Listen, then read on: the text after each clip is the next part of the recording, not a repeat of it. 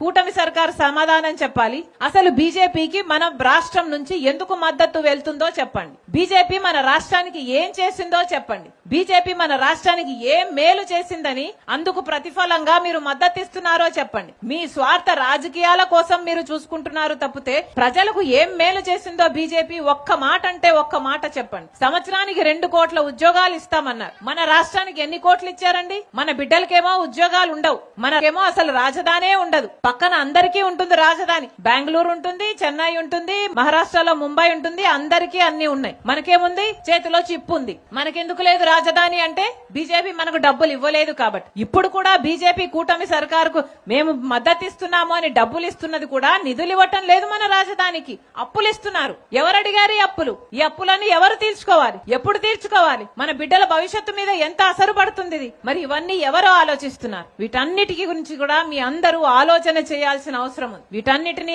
ఆలోచన చేసే కాంగ్రెస్ పార్టీ ఈ రోజు గట్టి నిర్ణయం తీసుకుని ఉపాధి హామీ చట్టాన్ని మార్చొద్దండి అని డిమాండ్ చేస్తుంది. మళ్లీ చెప్తున్నాం, కాంగ్రెస్ పార్టీ వస్తేనే ప్రజల జీవితాలు బాగుపడతాయి. మేమందరము కూడా మీ వైపు నిలబడి మీ పక్షాన పోరాటం చేయడానికి మేము సిద్ధంగా ఉన్నాం.